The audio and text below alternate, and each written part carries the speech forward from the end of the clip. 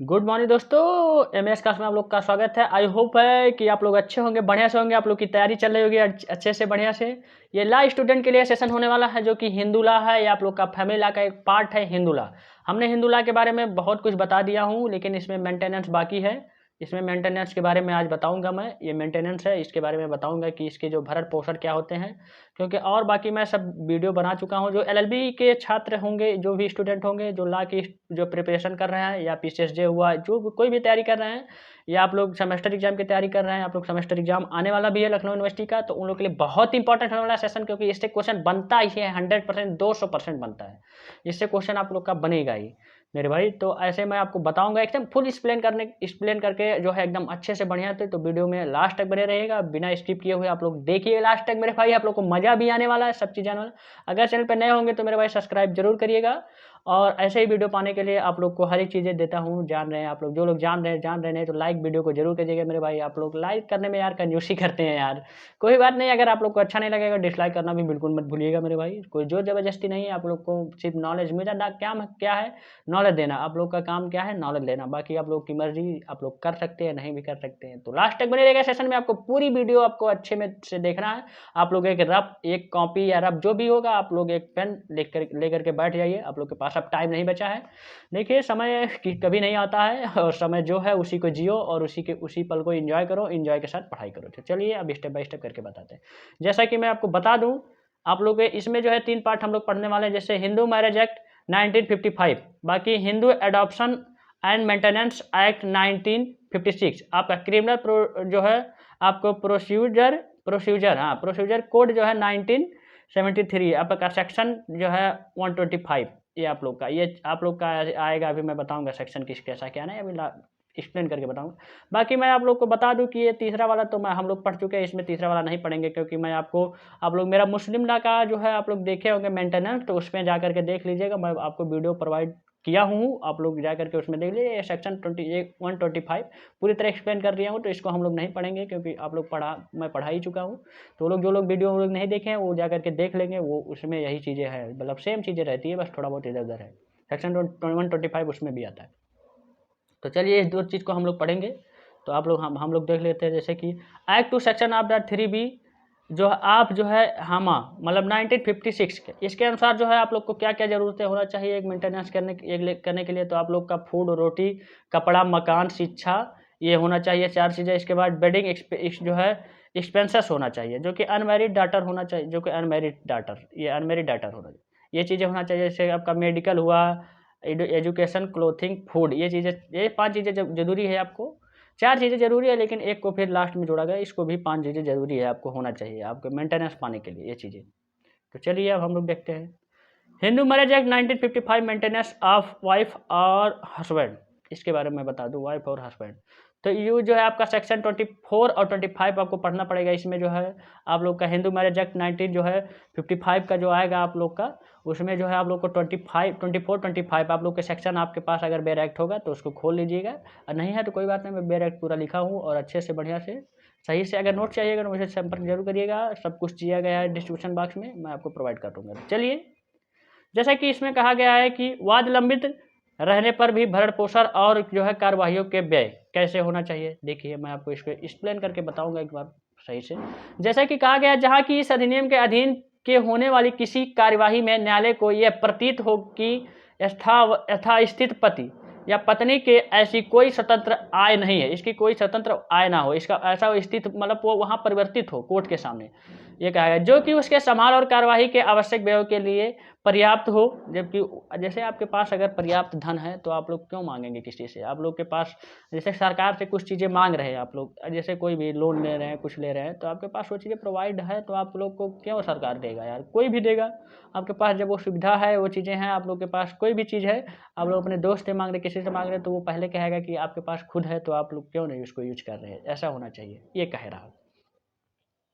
जैसे कि जो पर्याप्त हो, वहाँ वह पति या पत्नी के आवेदन पर की गई जो है ये आदेश दे सकेगा कि वह अंजीदर को कार्यवाही में होने वाले व्यय तथा कार्यवाही के दौरान में जो है प्रति माह ऐसी राशि जो है संदप्त आपका जो है करे जो कि जो है अंजीदार की अपनी आय तथा आय को देखते हुए न्यायालय को युक्त प्रतीत हो, मतलब उसको लगे कि हाँ ये वास्तव में सही कह रहा है, ये झूठ नहीं बोल रहा है। जब न्यायालय के सामने कोई कोर्ट आप लोग कोई मामला जो प्रेजेंट करेंगे तो वहाँ वो चीज़ लगना चाहिए कि कोर्ट को कि हाँ ये हमारा जो पक्षकार है जो भी है, मतलब आप लोग विटनर हैं या जो भी है आप गवाह है, तो आप लोग को पता चलना चाहिए। या आप लोग खुद केस लड़ रहे हैं, खुद का केस है, तो ऐसा नहीं होना चाहिए कि आपको पता होना चाहिए कि सही, मतलब आपको ऐसा लगाना चाहिए कि वहाँ आप लोग सही बोल रहे हैं। आप किसी से बात करें तो ऐसा होना चाहिए, प्रतीत होना चाहिए कि मैं आप सही बोल रहा हूँ। कोर्ट तो देखेगा, ऐसा तो थोड़ा ना न्यायालय है भाई, ऐसे तुरंत थोड़ा मान लेगा यार। तो ये चीज़ें है। परंतु जो कार्रवाई का व्यय और कार्रवाई के दौरान की गई ऐसी मासिक राशि के भुगतान के लिए आवेदन को जो है यथासंभव पत्नी या पति जैसे स्थित हो पर नोटिस की तामील से 60 दिनों में निपटाए जाने की जो है इसको कहा गया है। जैसे आपको कोई नोटिस दिया गया न्यायालय में तो इसको 60 दिन में आपको इसको क्लियर करना है, ये चीज़ें उसको खत्म कर देना, ये कहा गया। इसका एक बाउंडेशन है, ये मोस्ट फैक्ट है, इसको जान लीजिएगा आप 60 दिन। बाकी पूरा सेशन नहीं याद है कोई बात नहीं, लेकिन इसको जान लीजिएगा, एक बार सेशन को जरूर पढ़िएगा। अब सेक्शन 25 आप लोग देख लेते हैं, अस्थायी निर्वाहिक और भरण पोषण क्या होता है। तो मैं बता दूं, इसमें ये फर्स्ट नंबर दिया है आपका, अधिकारिता का प्रयोग कर रहा कोई भी न्यायालय डिक्री पारित करने के लिए या उसके पश्चात किसी भी समय जो है यथास्थित पति या पत्नी एक द्वारा इस प्रयोजन से किए गए आवेदन पर यह आदेश दे सकेगा कि प्रत्यार्थी उसके भरण पोषण और संभाल के लिए ऐसी कुछ राशि या ऐसी मासिक अथवा कालिक राशि जो कि अपनी आय और अन्य संपत्ति को यदि कोई हो, मतलब उसका कोई हो, मतलब आवेदक या आवेदिका की आय व अन्य संपत्ति को तथा पक्षकारों के आचरण और मामले की अन्य परिस्थितियों को देखते हुए, मतलब वहाँ की परिस्थितियों को देखते हुए उसके कुछ आवेदक हों, अगर उसके कुछ पक्षकार है, अगर पति या पत्नी कोई नहीं है, उसके कुछ जानने वाले हैं, तो भी ये चीज़ें हो सकता है। न्यायालय को न्यायसंगत प्रतीत हो आवेदिका का आवेदक की जीवन काल से अन्य जो है अनधिक अवधि के लिए संदत, मतलब संपन्न उसका संबंध होना चाहिए करे, और ऐसा कोई भी संदाय यह करना आवश्यक हो तो प्रत्यार्थी की जो है स्थावर संपत्ति पर जो है आपका भार द्वारा जो है भूत किया जा सकेगा। इसको सेक्शन के पढ़ने की कोई जरूरत नहीं थी। अगर आप लोग को प्रतीत हो, जैसे न्यायालय को प्रतीत हो कि ये लोग ज़्यादा दिन से रह रहे हैं, इनकी संबंध अच्छा है, बढ़िया है, तभी आपको भरण पोषण या मेंटेनेंस देने का अधिकार देगा। अगर आप लोग के पास अगर पति या पत्नी कोई नहीं है तो उसके जो है गार्जियन है, वो चीज़ें यहाँ देख सकते हैं, ये कह रहा है सेक्शन। ये आपको दूसरा देखिए आप लोग, इसमें दूसरा पॉइंट है, यदि न्यायालय का समाधान हो जाएगा उसके अपराध फर्स्ट जो है अधीन आदेश करने के पश्चात पक्षकारों में से किसी की भी परिस्थितियों में तदीन हो गई हो, मतलब उसमें तब्दीन हो गई हो पूरी तरह किसी भी जो परिस्थितियों में, तो वह किसी भी पक्षकार की प्रेरणा पर ऐसी रीति से जो न्यायालय को न्यायसंगत जो है प्रतीत हो ऐसे किसी आदेश में आपको फेरफार कर सकेगा या उसके रूपांतरण जो स्थापित अथवा विखंडित कर सकेगा।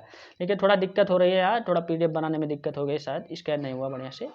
तो ये चीज़ें कह रहा है इसमें जो है आपको उसको प्रतीत हो न्यायालय को न्याय की अच्छा लग रहा है आदेश, उसका फेर बदल ना हो सके, उसमें जो है उसको स्थापित किया गया, उसको विखंडित भी नहीं कर सकेगा, उसको पूरी तरह उसको खत्म भी नहीं किया जाएगा, ये कह रहा है। आपको तीसरा पॉइंट है, यदि न्यायालय का समाधान हो जाए कि उस पक्षकार ने जिसके पक्ष में इस धारा के अधीन कोई आदेश किया गया हो पुनर्विवाह कर लिया गया है, यदि ऐसा पक्षकार पत्नी है तो वह सतीव्रता नहीं कह रह गई। मतलब ऐसा है कि अगर वो पति पत्नी एक शादी की है, इसके बाद उसको डिवोर्स दे करके किसी दूसरे के साथ जा करके पुनर्विवाह कर लिया, मतलब दूसरा विवाह कर ली, तो वह सती प्रथा नहीं माना जाएगा, वहाँ सही नहीं माना, सतीव्रता नहीं माना जाएगा, क्योंकि वो उसके प्रति है ही नहीं, वो दूसरे से डिवाइड कर ली, उसकी शादी तोड़ ली, ये कहेगा। या जो है यदि ऐसा पक्षकार पति है तो उसने जो है किसी स्त्री के साथ विवाह जो है विवाह मैथुन किया है, मतलब उसके साथ जो है रिलेशन बनाया, उसके साथ सेक्स किया है, तो वहाँ वो चीज़ें रिलेट नहीं करेगी, तो वहाँ भी वो मान्य नहीं होगा अगर उसके साथ अगर सेक्स कर दिया है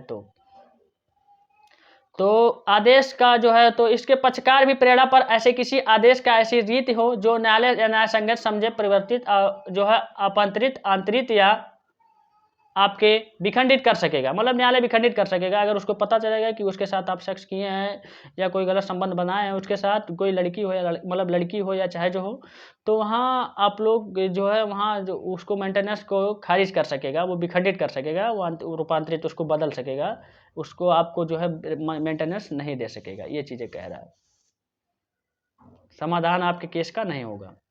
इसके बाद आप लोग का आ चुका है हिंदू एडॉप्शन एंड जो है मेंटेनेंस एक्ट 1956। ये 1956 हम लोग पढ़ेंगे। मेंटेनेंस वाइफ जो है डॉटर इन लॉ, जो mother and father, children and जो है डिपेंडेंट, ये सब इन लोगों को मेंटेनेंस इस पे मिलेगा। इसमें जो है हस्बैंड को कोई भी मेंटेनेंस नहीं मेरे भाई। इसमें एक चीज़ ये है, उसमें हस्बैंड को भी मेंटेनेंस था, इसमें कोई मेंटेनेंस नहीं है हस्बैंड को। हस्बैंड मतलब इतना यहाँ जीरो हो जाएगा। अब आप लोग को यहाँ क्या क्या पढ़ना है, सेक्शन जो है 18 पढ़ना है आपका मेंटेनेंस ऑफ वाइफ। इसके बाद आपका सेक्शन 90 पढ़ना है आपको जो voidable of daughter in law. इसके बाद जो है आपका वाइड आउट नहीं बीडो सॉरी दोस्तों, बीडो जो डॉटर इन लॉ जो है मेंटेनेंस उसका होगा जब एक मेंटेनेंस जो उसकी जो है क्या भरण पोषण होना चाहिए जब उसकी जो है तलाक हो चुका हो। सेक्शन आपको 20 पढ़ना है, चिल्ड्रेन से रिलेटिव है ये आपका। इसके बाद सेक्शन 21 से आपका डिपेंडेंट से रिलेटिव है आपको लोग का। इसके बाद सेक्शन आपका 22 पढ़ना है, डिपेंडेंट्स मेंटेनेंस। तो ये चीज़ें आपको सेक्शन इतना पढ़ना होगा, इतना सेक्शन आपको पढ़ना होगा अच्छे से। मैं आपको पढ़ करके अभी समझा भी दे रहा हूँ, ऐसा मत समझिएगा कि सर बता दीजिए तो आप लोग को क्वेश्चन जान रहे हैं कि आपके मन में उठ रहा है उसको समझा दीजिए एक बार। समझा दे रहा हूँ लेकिन एक बार आप लोग पढ़ लीजिएगा सही से। देखिए अब ये 18 कह रहा है आपका, देखिए 18 क्या कह रहा है आपका, सेक्शन 18 कह रहा है पत्नी का भरण पोषण होना चाहिए। जैसे फर्स्ट नंबर इसमें कहा गया है, इस धारा के उपबंधों के अधीन जो है यह है कि हिंदू पत्नी चाहे वह इस अधिनियम के प्रारंभ के पूर्व या पश्चात विवाहित हो, अपने जीवन काल में अपने पति से भरण पोषण पाने का हकदार होगी। ये जान लीजिए इसमें क्या कहा गया है कि जब भी आपका जो पूर्व मतलब अधिनियम, हिंदू पत्नी जो है आपकी जो है आप लोग का जो है ये होगा, तो इसके बाद विवाहित हो जाने के बाद भी ये जीवन काल में कभी भरण पोषण आपसे ले सकती है। नंबर सेकंड है, हिंदू पत्नी अपने भरण पोषण के दावों को जो है संप्रहित किए बिना अपने पति से पृथक रहने के लिए निम्नलिखित किसी भी दशा में हकदार होगी। उसका जो है हकदार होगा, उसका पूरी तरह हकदार होगा, कोई भी दशा हो उसका, कोई दिक्कत हो कोई प्रॉब्लम हो, लेकिन वो उसका हकदार होगा उस पत्नी का, पति के प्रति। ये पत्नी का राज इसमें चल रहा है, जैसे आजकल जान रहे हैं। इसमें जो है टू का का दिया है, देखिए टू का का दिया है इसमें, यदि उसका पति अभियोजन अर्थात युक्तियुक्त कारण के बिना और उसके संपत्ति के बिना या उसकी इच्छा के विरुद्ध उसका परित्याग करने या जानबूझकर उसकी उपेक्षा करने का दोषी है, तो यहाँ मेंटेनेंस उससे ले सकती है, इनसे इस मतलब इसके जो हस्बैंड से वो पत्नी ले सकती है। यदि उसका पति उसके साथ ऐसी क्रूरता का व्यवहार करे जिससे उसके अपने मन में भी जो है इस बात की युक्तियुक्त आशंका पैदा हो कि उसके पति के साथ रहना जो है आप हानिकारक या क्षतिपूर्व होगा, तो वहाँ भी उसको लग रहा है कि मेरे साथ मेरा पति गलत कर रहा है, तो वहाँ वाइफ जो है हस्बैंड से मेंटेनेंस ले सकती है, ये कह रहा है मेरे भाई। तो आप लोग को समझ में आ रहा होगा मेरे भाई, लास्ट तक देखिएगा मेरे भाई। सेशन को थोड़ा बड़ा होने वाला है इसलिए मैं पहले बता दिया हूँ, तो कोई बात नहीं, आप लोग को समझ में तो आ जाएगा चीज़ें। अब गा नंबर है आप लोग का इसमें दिया गया है, यदि उसका पति उग्र कुष्ठ से पीड़ित है, मतलब उसको जो है कोई दिक्कत हो, कोई प्रॉब्लम हो। नंबर घा है, यदि उसके मतलब उग्र पीड़ित मतलब दारू शराब कोई चीज़ करता हो, नशा करता हो, ये चीज़ें करता हो, आकर के घर पे बवाल करता हो। यदि उसके पति की कोई अन्य पत्नी जीवित हो, देखो ये भी है कि अगर पत्नी को उसके रहते हुए और दूसरे पत्नी से शादी कर रहा है, उसका जीवित है, तो वो भी मेंटेनेंस, ये पत्नी जो पहली वाली रहेगी उससे मेंटेनेंस पाने का पूरा हकदार उसका होगा, इससे मेंटेनेंस ले सकती है एक हस्बैंड से। तो आप लोग भी थोड़ा देख दाख के शादी करिएगा जो भी इसमें होंगे। देखिए रहा नंबर दिया इसमें, यदि उसका पति उसी गृह में जिसमें उसकी पत्नी निवास करती है कोई उपपत्नी रखता है या किसी उपपत्नी के साथ अन्य किसी स्थान में जो है अभ्यास निवास करता, मतलब ये है कि अगर उस घर में भी अगर किसी पत्नी को किसी औरत को लेकर के दोबारा शादी करके आप ले आएंगे या किसी लड़की को ले आएंगे, तो वहाँ मेंटेनेंस पाने का उसका पूरा हकदार है, वो आपसे मेंटेनेंस ले सकती है, जो वादा हुआ, जो चीज़ें हुई है, जो भी मेंटेनेंस है उसको ले सकती है, ये कहा गया है। तो उसका ऐसा, और बाकी अगर किसी अलग जगह निवास कर रहे हैं तब भी ले सकती है। अब अगला पॉइंट है, यदि उसका पति जो है कोई अन्य धर्म में जो है समरिवर्तित होने के कारण हिंदू नहीं रह गया है, और जो है पूरी तरह अगर उसका जो है अलग धर्म, ईसाई धर्म में चला गया, मुस्लिम धर्म में, और धर्म चेंज कर लिया कास्ट, तब भी वो मेंटेनेंस ले सकती है, वो एक पत्नी, एक वाइफ। अब अगला नंबर, यदि उसके पृथक होकर रहने का कोई जो है न्यायोचित कारण हो, अगर वो पृथक होने का मतलब उसका कुछ कारण हो कि आप उससे अच्छा नहीं लग रहा है, ये नहीं लग रहा है, तब भी जो है अगर आप छोड़ दे रहे हैं उस पत्नी को कि यार मेरा अच्छा नहीं है, मेरा इच्छा नहीं कर रहा है, आप चलो, मन भर गया, आप चलो यहाँ वहाँ चलते हैं, तो आपसे मेंटेनेंस ले सकती है। लड़के बच के रहिएगा मेरे भाई। यदि कोई हिंदू पत्नी जो अस्थि है या किसी अन्य धर्म में समर्पित होने के कारण हिंदू नहीं रह गई है, तो वह अपने पति से जो है पृथ्वी निवास करने और भरण पोषण प्राप्त करने की हकदार नहीं होगी, ये भी जान लीजिए। इसमें एक कंडीशन है, तीसरा पॉइंट की अपवाद है, ये सेशन है। अगर वो पत्नी अपने मन से जा रही है किसी जगह छोड़ करके, या कहीं जा रही है, कोई चीज़ कर रही है, धर्म परिवर्तन कर रही है, तो यहाँ जो है एक पति जो है वो, ये पति का हक नहीं होगा कि वो भरण पोषण उनको दे, तो उससे पत्नी जो है उनकी भरण पोषण नहीं ले सकती, ये कहा गया। अब आगे अगला जो है सेक्शन आपका, विधवा जो है पुत्र वधू का भरण पोषण क्या होता है। नंबर फर्स्ट इसमें जो है, कोई हिंदू पत्नी चाहे वह इस अधिनियम के प्रारंभ से या पूर्व पश्चात विवाहित हो, अपने पति की मृत्यु के पश्चात अपने जो है ईश्वर जो आपको अपने ससुर से भरण पोषण प्राप्त करने का हकदार होगी, ये भी जाल है। ये विधवा पत्नी अगर हो रही है तो उसका पति अगर मर चुका है, उसका पति एक्सपायर हो चुका है, तो एक विधवा पत्नी जो है अपने ससुर से, उनके पापा से, अपने पति के पापा से वो ले सकती है, भरण पोषण लेने का हकदार उसका होगा, उन्हें उनका जो है इंतजाम करना। और आप लोग जान रहे हैं, घर पे रहते होंगे तो थोड़ा जान रहे, परंतु देखिए इसमें कुछ ऐसा नहीं, परंतु ये तब जब कि उस विस्तार तक जहाँ तक कि वह स्वयं अपने अर्जन से या अन्य संपत्ति में से अपना भरण पोषण करने में असमर्थ हो, या उस दशा में जहां उसके पास अपनी स्वयं की कोई संपत्ति नहीं हो। देखिए ये कारण है, वह निम्नलिखित में से किसी से अपना भरण पोषण अभिप्राप्त करने में असमर्थ हो। मतलब अगर वो नौकरी नहीं कर रही है, वो उसके पास कोई जमीन जायदाद नहीं है, कोई चीज़ नहीं है, तब ये अपने ससुर से जो है ले सकती है, नहीं तो नहीं ले सकती है। देखिए इसमें कहाँ नंबर दिया, अपने पति या अपने पिता या माता की संपदा से, या इसमें कहा गया। इसके बाद दूसरा पॉइंट है, अपने पुत्र या पुत्री से यदि कोई हो या उसकी संपदा से, ये भी कहा गया। दूसरा पॉइंट इसमें है, यदि जो है ससुर ने अपने कब्जे में किसी एक जो है साहिदायिक संपत्ति में जिसमें से जो पुत्र वधू को कोई अंश अभिप्राप्त नहीं हुआ है, तो ससुर के लिए ऐसा करना साध्य नहीं है, तो उपधारा फर्स्ट के अधीन किसी बाध्यता का परिवर्तन नहीं कराया जा सकेगा, और ऐसी बाध्यता का पुत्र वधू के पूर्ण निर्वाह पर अंत हो जाएगा। यहाँ कहा गया उसका अंत हो जाएगा पूरी तरह, उसको जब नहीं पता रहेगा ये चीज़ें। अब सेक्शन 20 है, आप लोग देखिए, मैं आपको जितना बताएं उतना सेक्शन आपको लगभग क्लियर करवा दे रहा हूँ। ऐसा वीडियो कभी नहीं मिलेगा मेरे भाई यूट्यूब पे। आपत्य और वृद्ध जनको का भरण पोषण इस धारा के उपबंधों के अधीन रहते हुए यह है कि कोई हिंदू अपने जीवन काल के दौरान अपने धर्मज या अधर्मज अप्रत्यो और वृद्ध या जो है शिथिलांग उनको भरण पोषण करने के लिए आबद्ध होगा, ये भी कहा गया। दूसरा पॉइंट है, जब तक कि कोई धर्मज या अधर्मज अप्रत्यय जो अप्रस्तावक रहे, वह अपने पिता या माता से भरण पोषण पाने के लिए दावा कर सकेगा, ये कहा गया इसमें पूरी तरह। अगर वो धर्मज या अधर्मज में दिक्कतें हो रही है तो वो जब तक नहीं चेंज कर रहा, जब तक किसी व्यक्ति को अपने वृद्ध या जो है शिथिलांग जानको का या किसी पुत्री का जो अविवाहित हो भरण पोषण करने की बाध्यता का विस्तार वहां तक जो है होगा जहां तक कि जो है जिनकी जनक अविवाहिता पुत्र जो है यथास्थित स्वयं अपने जो है उपार्जनों या अन्य संपत्ति से जो है अपना भरण पोषण करने में असमर्थ हो, मतलब अलग जगह से उसके भरण पोषण करने में दिक्कत हो रही है तो अपने वहां से ले सकती है। स्पष्टीकरण दिया गया है इस धारा में, जनक के अंतर्गत निसंतान सौतेली माता भी आती है, ये भी जान लीजिए, जनक के साथ भी इनकी सौतेली माता भी आती है, ये मोस्ट इंपॉर्टेंट, जिससे याद रखिएगा, इसलिए स्पष्टीकरण मैं बता दी हूँ।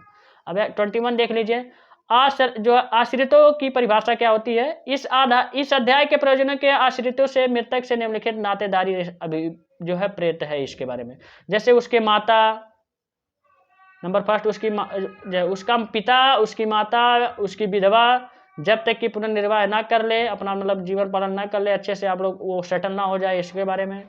चौथा पॉइंट है उसका पुत्र या उसके जो है पूर्व मृत पुत्र का पुत्र या उसके पूर्व मृत पुत्र का पुत्र जब तक कि वह अपर्याप्तव्य है, मतलब अपर्याप्त है, मतलब वो पूरी तरह सक्सेस नहीं हुआ है, तब तक वो भरण पोषण ले सकता है आपसे, ये कहा